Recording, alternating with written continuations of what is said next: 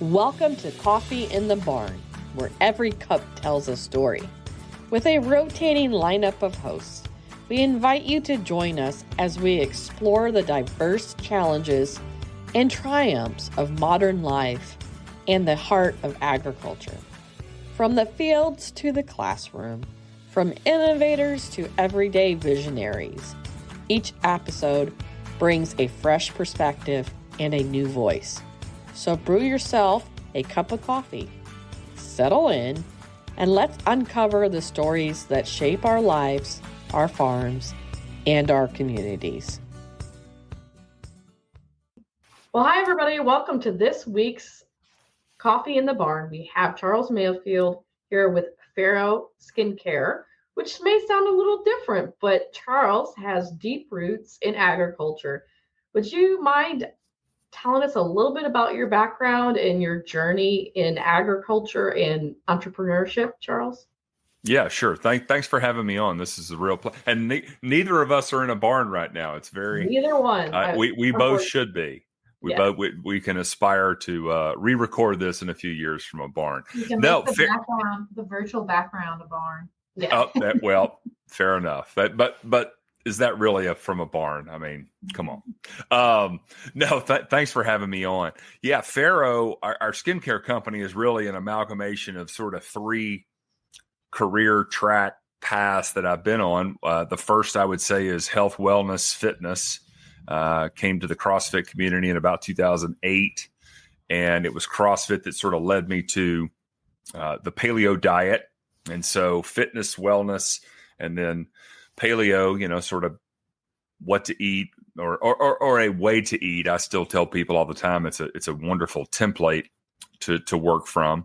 And then it was the paleo world that really introduced me to regenerative farming and regenerative ag as a means to securing food sovereignty, food security, and really healing our land. It's not talked about often enough in terms of our soil degradation and various things. But yeah, it was those three things that sort of melded together to. I was farming at the time, and so yeah, it was born out of. I love cooking. This is my I'm a co-author of a number of cookbooks in sort of the paleo sphere, and we still hand batch make our products in the kitchen, and so love tinkering in the kitchen. And so, yeah, it was those three things. So sort of a lens on health, metabolic health, wellness, as it related to food. You both have heard this all the time. If you can't pronounce it, you shouldn't eat it. And so, had that lens, really got just absolutely neck deep in agriculture, meat agriculture, to be clear. I don't grow a lot of grains or crops, but certainly know plenty of people that do. But yeah, it was so health, wellness, and cooking met regenerative farming. And then sort of the watershed moment for me happened in 2019. I got an awful sunburn, which, I could argue is the most common acute skincare problem. And half desperation, half curiosity, decided to take some of the lard from the pigs I was raising and try it to soothe my burning skin. And when it worked, and it worked absurdly well, that was sort of the next light bulb. And so when I shined, back to that paleo lens, when I shined that lens over on skincare, it blew my mind. Like how many chemicals, how many preservatives, how many things I could not pronounce were in skincare. And so coupling the toxicity with the fact that this stuff truly alleviated my sunburn in a matter of days, that was sort of the first watershed moment. But then over the course of maybe 3 or 4 weeks, I watched my skin like a hawk, and I never peeled. And that was really the tipping point for, this might be worth something here. This might be an avenue to pursue. And because you always peel. And so, yeah, that was really sort of the origin story as succinctly as I can tell it.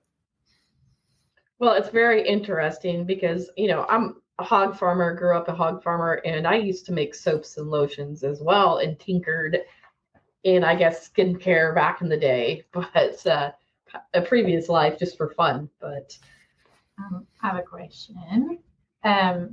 You mentioned the paleo diet and comparing that with your gut to your skin. Me being a nutritionist, I'm really passionate about gut health. Could you elaborate a little bit more on what you meant by that? Sure. Well, I end up saying this a lot. If you look at the diet industry, nutrition world, and all the ills that sort of plague it, skincare is no different. It doesn't get quite the microphone or megaphone that food does, but our skin is our largest. A couple things. Our skin is our largest organ. Okay, it is I'm going to call it a semi-permeable membrane. Our skin eats things. A lot of people refer to it as our second stomach. And so, if you put the cool thing about your gastrointestinal tract is not everything that goes in your mouth gets in your body. There's this really sophisticated system, highly acidic system that's built on breaking things down. And then, in a healthy gut, we don't have to go too far down, SIBO and some of these other sort of microbiome plaguing issues in our gut. But in a healthy gastrointestinal tract, that your body, your small intestines are going to absorb the components that it wants or needs. And that's fantastic, right? This highly acidic environment. We've also got a really effective exit strategy. You eat something that doesn't agree with you. There's a fast train out the north tunnel or the south tunnel to, rancid food, various things that, there's I don't know if it's an old wives' tale, but when pregnant, expectant mothers, that have food aversions, most of the time those aversions are to meat because, rewind the clock thousands of years ago, rancid meat was probably the number one thing to avoid. And so smelling it, ingesting it. Anyway, our skin does not come with a similar defense system as our gastrointestinal tract. And so not only do the preservatives that they put in most products, affect, well, you may know this. I'll tell your listeners, our bodies are covered in bugs. Okay. It's the human microbiome. And of course, obviously everybody sort of knows about the gastrointestinal bugs. There's all sorts of microbiotic material in our gut, but our skin, our hair follicles, every square inch of the human body is inhabited by a host of different microscopic organisms. There's even these little bugs, I forgot what they call, but they live on your eyelashes, which is I mean, if you think about your body as a conglomeration of ecosystems, right? You've got damp, wet skin that never sees the sun in like your armpits and inside your nose. You've got dry skin. You've got skin that's, I mean, again, think about it as a multifaceted ecosystem that's inhabited by a number of creatures. And so, what was just tying it to nutrition. And so again, we've got this very sophisticated gastrointestinal system that over years has evolved with a very, very simple system for getting bad things out and keeping good things in. Our skin, frankly, our skin hasn't had to do that. Okay. So, most of the stuff, again, talking skincare, most of the stuff that is in skincare products today didn't even exist 50 years ago, much less 100 years ago. And so all these chemicals, these preservatives, parabens, phthalates, good Lord. I mean, the list goes on and on and on. Our skin really doesn't know what to do with that kind of stuff. And it does eat things. And the problem there is, once it gets on your skin, once it's inside, it's directly into the bloodstream. And so there's just this host of problems that are frankly created by a lot of these compounds that frankly our skin, our biology has not had enough time to adequately figure out how to handle. And so the skin has a natural phospholipid layer. And when I heard about your lard or your product, the first thing I thought of was, well, that gives the skin an extra barrier of what the skin already is, but it's giving it that extra protection. Agreed. And you know, if you want to talk about a substance that we as a species have co-evolved to tolerate and welcome, it would be animal fat. You know, I mean, if you were lucky, you know, again, living out on in a hunter-gatherer scenario, or even just out on the prairie, you know, think Little House on the Prairie. If you were lucky, you were viscerally and intimately involved in animal fat every week, because you were eviscerating a carcass, you were cooking, which was all done with animal fat prior to 1911. Right. It was, I mean, olive oils and some of these plant-based oils are fantastic. You know, coconut oil for frying, great. But those didn't exist in nearly the capacity or form that they do today, because we didn't have the machines or the equipment to be able to create it in mass. But, you know, you go out to your backyard and harvest a pig, or go hunting and harvest a deer. You know, you're covered in fat for the next couple of days, because you're skinning the carcass, you're eviscerating it, you're butchering it, and then you take all the excess fat, render it, and put it in a cup or a some kind of holding device, bowl, or whatever the case may be, and it just sits in your unair conditioned, unrefrigerated, you know, cabin, log home for the next couple of months or weeks. And every time you need to fry something or bake something, you just spoon it out. Speaking about that old age living and farming, I wanted to ask the question of what does regenerative farming mean to you, and why is it so important for today's agricultural landscape? Yeah, great question. Y'all's questions were phenomenal. I've actually printed them and I'm saving them. I like to keep regenerative agriculture very simple. Okay. If you are building soil, you are farming regeneratively. Okay. And now I can unpack that a little bit. If you look at a natural system, the Corn Belt in the United States of America, some of the more fertile landscapes in the world historically, those landscapes and those deep, deep topsoils were built by a natural process of herding herbivores followed by migratory birds. Okay. And so you've got the herbivores doing the mowing and then the depositing of organic matter on the soil. And then you follow that up with sort of the cleansing of birds coming through. And then sort of orchestrating all that, you had predators. In today's agricultural system, you know, we've removed the predators by and large. You know, we don't have bears and lions and tigers, so to speak. And so, you know, as a farmer, as a regenerative farmer, you're acting as not the predator, but sort of the gas pedal and the brake. That's, you know, we'll just use cows as the best example here in the States. So, you know, it's called a herd of cows. They stay together. And that's a process that was built over thousands of years of predation. You know, any ruminant herbivore, the wildebeest on the Serengeti, zebra, any horses, they're going to herd together, and that's to disguise any one individual animal from a predator. Well, we don't have predators, so we use, you know, highly sophisticated, super awesome, you know, poly wire and electrical fencing to act as the gas pedal and the brake, so that the impact to the land by those animals is controlled. If anyone's ever had backyard chickens, if those backyard chickens stay in the same place for more than a week, you have a moonscape, right? They just eat everything. And so herbivores are the same way. You want to allow the land to function as close to a natural system as possible. And in a natural system, they eat, they poop and pee, and they leave. And then they allow the land to rest. And so you get this sort of cycling, just like we breathe, right? You want the landscape, you want the ecology to breathe. And so regenerative agriculture accelerates and maintains soil health and growth as fast as a natural system can. Some of the benefits of doing that are your animals are healthier.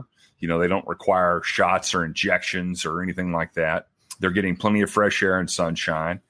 And then in conjunction with that, the landscape is getting the adequate rest it needs to recover.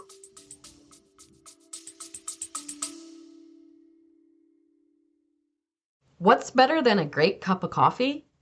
A great coffee mug to match your personality while you listen to the next episode of Coffee in the Barn.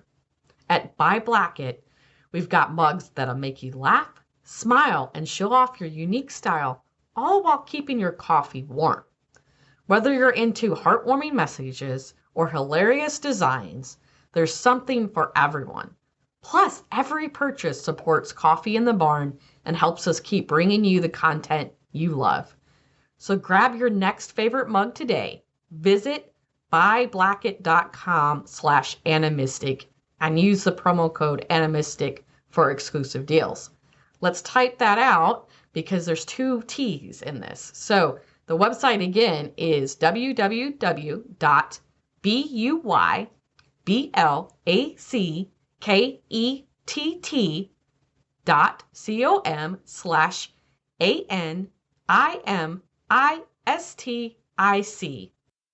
Buy Blackett. Funny mugs, unique vibes, and you're supporting your favorite podcast. How did your experience, obviously we came from CrossFit to paleo nutrition to regenerative agriculture. How did that farming practice lead you into FARROW Skincare? And I love the word FARROW, so I had to learn more because it is a term we use in the swine industry on a regular basis. So Sure. kind of what was that next step of bringing in a skincare versus regenerative farming and that evolution? Yeah. Well, I mean, again, sort of a moment of desperation and curiosity. Well, back up. So I grew up in an agriculturally adjacent family. So my family's in the dairy business, very, very successful, high integrity brand of, rewind the clock 40 years. This country was loaded with small artisanal dairy farms. It was a very regional business, and my family's business, Mayfield Dairy, was the dairy company, the milk company, ice cream company, I would say between Knoxville and Chattanooga, Tennessee. It's grown substantially since then, but by the time I was, and y'all may know this, but when you get to be big enough as a dairy farm, you're not milking cows anymore. You're bottling milk. So, at scale, you reach a point where you're either going to milk cows or bottle and sell milk. And by the time I was coming of age, our business, the family's business had grown to the point where we were a milk bottler, high quality, great brand, but we were a milk bottler. And so I sort of grew up seeing it, sort of, but we didn't really milk our own cows when I was a kid. Now we had some goats at the house at our homestead, and some chickens. But in terms of, I think I got completely enamored by farming in 2013, 14. I took a trip to Joel Saddleton's farm in Stanton, Virginia, Polyface Farms. And I was completely taken by their model and how they do things. And that's sort of what got my creative and curious juices flowing for, wow, this is a really amazing way to farm, something I'd really never been exposed to. Most people weren't, candidly. Joel was featured. He came to prominence. He was a featured character, if you will, in Michael Pollan's book, The Omnivore's Dilemma, which is everyone should read that book. It's a really fascinating book, but that's how I initially got introduced to him. And yeah, so how did I get to skincare? Well, I mentioned co-authoring the paleo cookbooks, right? I went on my own little paleo journey. I saw tremendous results in terms of weight management, energy levels, sleep, just my overall sense of the world improved. And so part of what came out of that process was, let me share these recipes that worked for me. And it's called Paleo Comfort Foods. We took a lot of traditional sort of classic Southern recipes and paleo-fied them. If you're not familiar with paleo, it's like no grains, no beans, no dairy. which made me the black sheep of the family. How dare you not consume dairy? And I still consume dairy to this day, but I cut it out for some period of time. And so saw tremendous results, decided, you know what, we need to write some cookbooks and share this. When the sunburn happened, it was again, remarkable results. I had never been sunburned and not peeled. And so intuitively, think about your skin. Your skin is this living organ, and you got skin cancers, we got all these various skin ails, but think of it like this. Every time my skin peels, my body has to produce more skin, right? Which is just cellular replication, which is aging. It's all these various things. And when I didn't peel, that was just an absolute watershed moment for me. And I thought, wow, this, here's this one thing, this sunburn, and it worked really well. So I want to share that, but also I wonder what else it works on. And, I launched the company because of the sunburn. I can tell you we're still here. This is our 4th year in business. We're still here because give me a list of skin ailments. Like, I haven't had razor burn in 4 years. My hair's gotten thicker since I started using this product as a hair thing. And then it's all the emails and texts that I get: eczema, psoriasis, cheilitis, rosacea. My poor kids, they're 10 and 12 now. But, early on it was, you've seen the My Big Fat Greek Wedding movie. They spray the Windex on everything. It didn't matter what happened. Like, my kids got a little lard on their skin. Chigger, poison ivy, mosquito bites. It just didn't matter. And so healthy skin is going to be more resistant to itching. It's going to be more resistant to flaking. And so that's the real reason why it's still here today. And what motivated me to launch it is, again, it worked. That's number one, right? It worked. And then again, I looked around, I took that paleo lens and shined it on skincare. And here at the time I'm looking at my 6 or 7 year old daughter, and I'm like, let's develop a product that's not full of poisons that disrupt our endocrine system. Most of these compounds are estrogen signaling. We all need estrogen. We just don't need any more of it than we're going to naturally produce, right? And so, it was a conflation of a number of different motivations. And if you really want to bring it back, the pig is such an amazing animal. And so, lard is a waste product by all accounts in the farming apparatus today. So it's like, wow, we can honor this animal by making sure that we don't waste anything off the carcass. And it works better than anything I'd ever tried. And we can stop poisoning our skin. And it's fun. It's fun to launch a business and sort of figure it out as you go and all those fun things. You kind of hinted on it, but obviously, what do you think are some of the biggest issues with modern skincare products? Because there's a lot of brands, and I see this the same in pet nutrition, animal nutrition, human nutrition, celebrity, launching stuff. I mean, what is your thoughts on some of the biggest issues with modern day skincare? Well, for starters, so skincare is a fat-based industry. Full stop. Okay, you can read all the old Egyptian texts, and Queen Cleopatra taking goat's milk baths and anointing people with oil and all that. It's a fat-based industry. Today, walk into any store, zero products on the shelves are using any form of animal fat. Okay, if you're lucky, it is a plant-based fat, a shea butter, a coconut oil, something along those lines. But more likely than not, it's a seed oil, or worse, a petroleum derivative. Okay. Our biology has zero idea what that stuff is. Okay. So it's not going to absorb as well.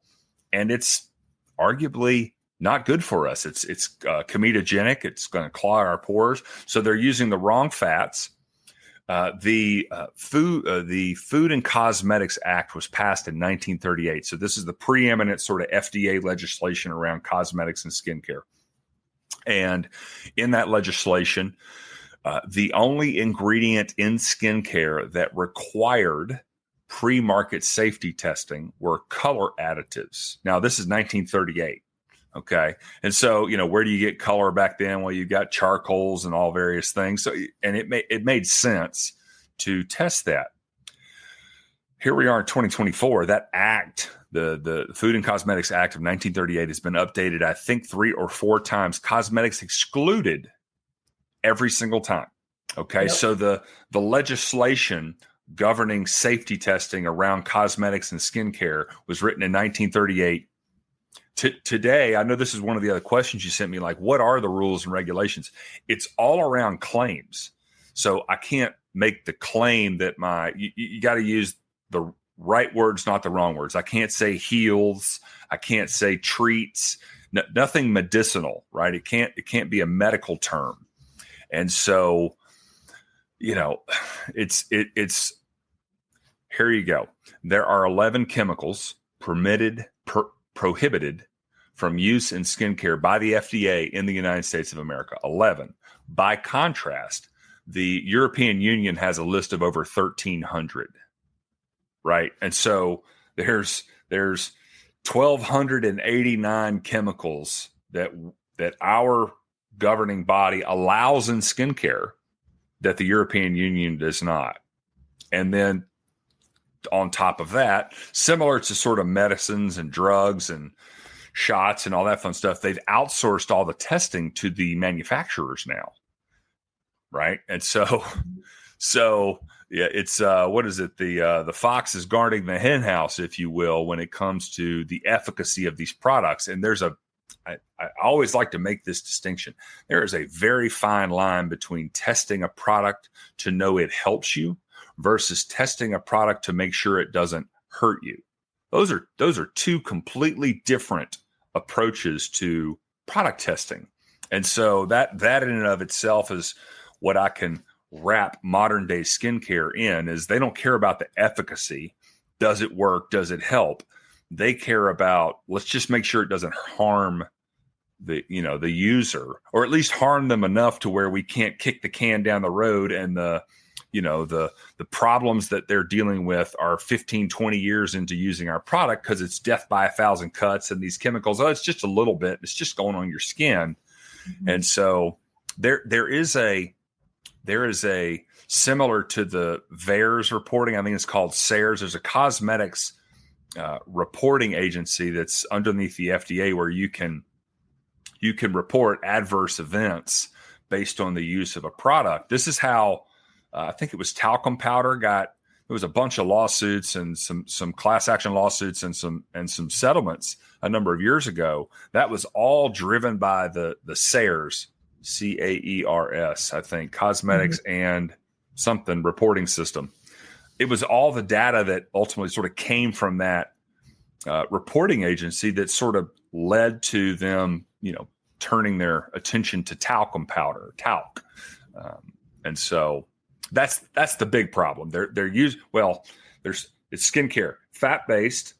Okay. So number one. Number two, naturally occurring vitamins and minerals. Okay. This is the biggest farce. We see this in food as well. Like somehow a molecularly different lab-grown, scientifically created vitamin or mineral is somehow on par with a naturally occurring version. It's not even close, right? And again, back to metabolism. So we'll keep it on skincare. Retinol. I'm sure you ladies have heard of retinol. It's a big buzzword in skincare. Retinol is vitamin A, folks. Mm-hmm. Vitamin A. And so what would you rather have? Would you rather have the naturally occurring vitamin A that is metabolized and stored by an animal, cow, pig, whatever, or a molecularly different vitamin A that is generated in a lab? And the answer is you want the naturally occurring, because your body will recognize, again, on a molecular level, that that's vitamin A, and it's going to consume it and use it appropriately. No, and I agree. Natural, in my mind, is better where we can do it. But in nutrition perspectives, we can't get enough natural vitamins at times and then we have to, be creative of how we handle that with animals and people. But if someone wants to improve their skin naturally, I think this could go in multiple directions. Where should they start? And obviously, I'm going to go throw away my skincare and look at animal fat-based skincare. Well, I think. yeah, I've got great news for you. Okay, where do you start? Stop spending so much money on store-bought creams. Okay, not using anything from the store is the middle ground between using my products or products like mine and using theirs. So, it's steps. Okay. I would say put that garbage down. Okay.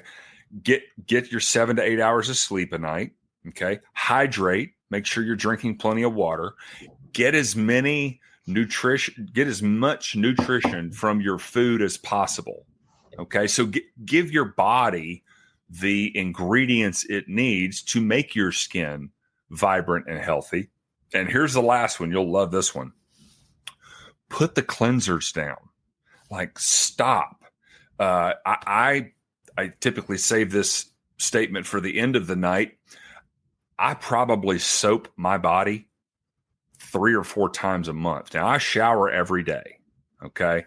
But we've gotten very effective at stripping the natural oils off of our bodies.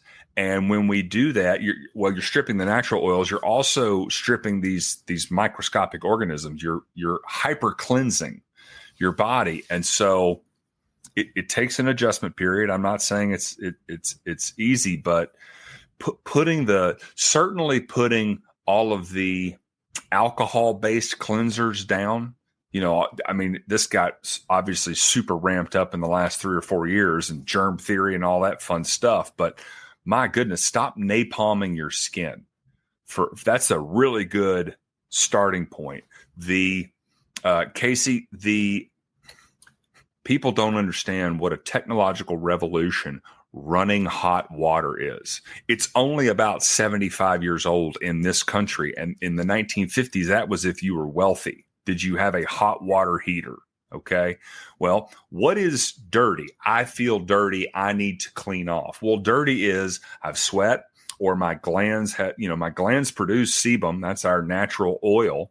And so in an environment where you are oily, feeling oily or sweaty, and then that stickiness binds to all the particulate matter in the air, dust and grime and this, that, and the other, and that sits on your skin. Well, think about when you wash your dishes, okay?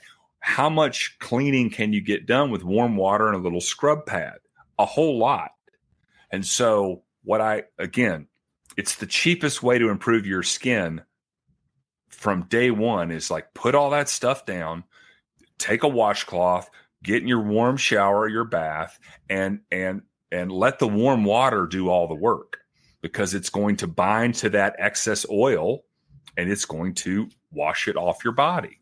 And so there you go. Cheapest way to have awesome glowing skin right there. Charles, I love that you spoke about feeding your skin from the inside out and taking that holistic approach. I think that's really important for our listeners to hear, that it's not just about what you put on your skin, it's also about what you're feeding your skin, the same way you feed the organs in your body. So I think that's really a fantastic statement. Well, it's our billboard, right?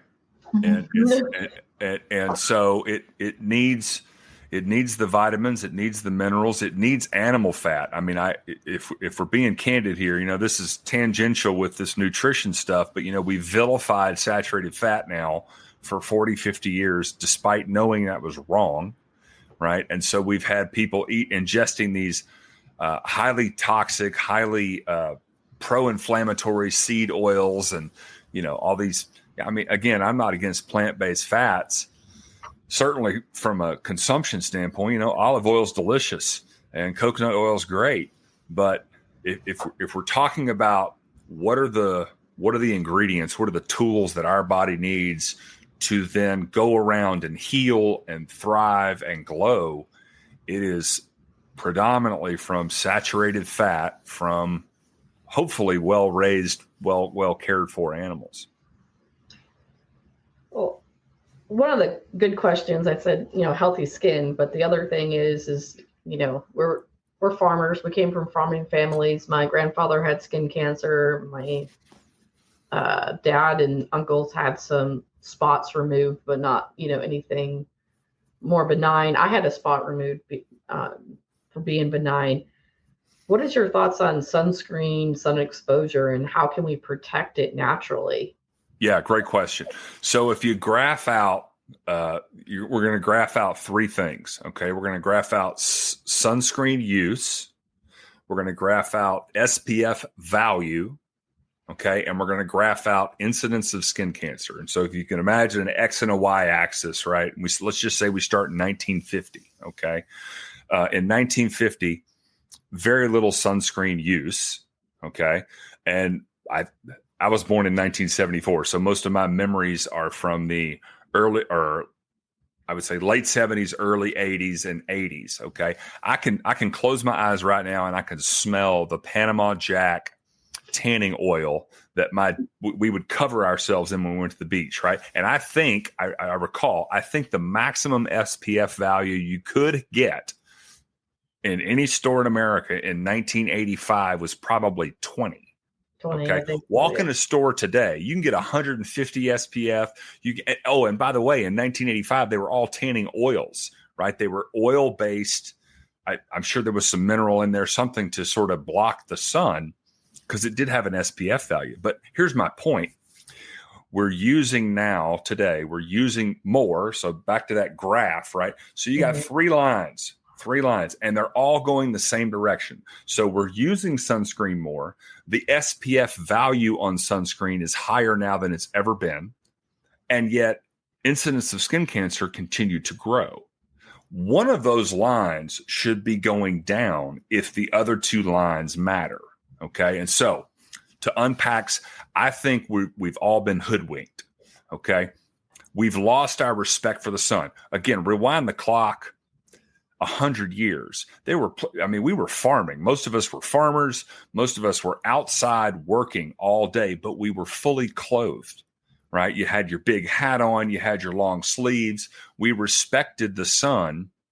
It wasn't until the last 30, 40, 50 years that people are hanging out half naked at noon next to a body of water. And they've been tricked into thinking that putting this stuff on their skin is somehow protecting them. And to some degree it does. But that's the big one for me. Now, I think we're going to learn a lot more about this in the coming years. But I mentioned these seed oils and sort of industrial fats. Crisco, we'll just take Crisco or canola oil as one. We're ingesting these things at far higher rates than we ever did 60 years ago. Again, Crisco didn't even exist in 1910. And it's been shown that these manufactured industrial oils are actually very highly pro-inflammatory. And so again, back to ingesting the ingredients that allow our bodies and our biology to thrive, I think we've been robbing our skin of the ability to counteract the sun, deal with the sun. Okay, because you lather up in this stuff. That most of the sunscreens today are chemical based sunscreens as opposed to mineral based, and so your skin is absorbing those things as opposed to like a zinc oxide mineral based product. We're developing a sun screen product now, but I just, for your listeners and you, I would just take a slightly smarter approach to dealing with the sun. If I take my kids to the beach, we get to the beach early. Here's a factoid for everybody listening. If your shadow is taller than you are, then you cannot get sunburned. Okay. So in the winter, it's taller than you are all the time because the sun sort of comes and it's low in the sky. This is why we can't get vitamin D in the winter.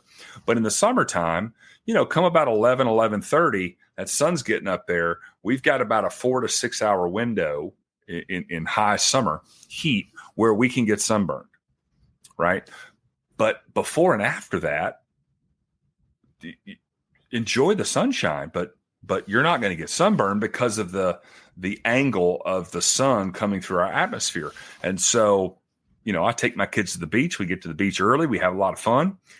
Do I have a sunscreen? Yeah, I've got a sort of tester mineral base that we're playing with. But, come about 11:30, it's like, all right, kids, let's head back to the house.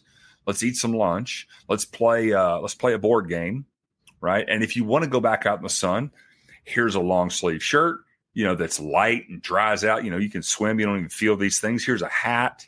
And, maybe we'll put a little, if you're on the water, it's right here under the eyes that just gets hammered when you're out on open water, because you've got the sun reflecting off the water. And so we'll take some precautionary measures, but I hope that answers your question.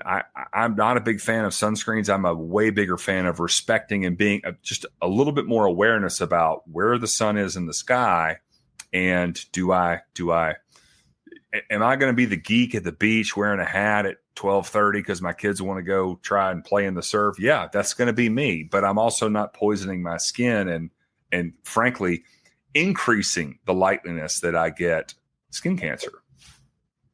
We definitely take the old farmer approach, and we wear long sleeve shirts and hats in that. But very interesting conversation. We could go on and on, Charles. I think we could talk.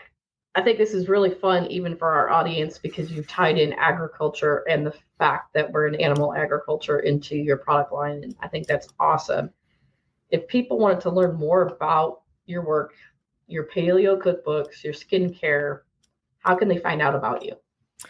Sure. The best place to go is our website, farrow.life, FARROW, in case you needed the spelling. But yeah, that's the best place. The farming, there's some farming roots on there on the About Us page. We sort of get into it there, but that's where you can find us. We're on Instagram at farrow.skincare. We're on X at FARROW Skin. Trying to get more active. Social media is not my jam, but we're trying to get more active and have a better presence there. But those are the best spots to go. And for your listeners that are interested, if they want to try a product, Lard for the Win. So Lard, LARDFTW, Lard for the Win, is a 20% discount code for any of your listeners that want to try our products. But yeah, that's the best place to find us. That's awesome. We'll put that in our show notes with your website and that coupon code. And they may have to clean out my cupboard. Well, again, the pork industry too, right? So that's right. And again, the first couple of steps to having your skin just look and feel your best are literally free. It's just like put the cleansers down. We've got a soap. We've got a soap line, and I use it, and it's remarkable. We use goat's milk and our Smart Lard, and it's fantastic. And I do recommend people soap every now and then. But if you'll just back off a little bit and stop stripping all of that wonderful, excessively stripping. That's what a shower or a bath should be, is getting the excess off, not all of it. I'm telling you, it's 100% free.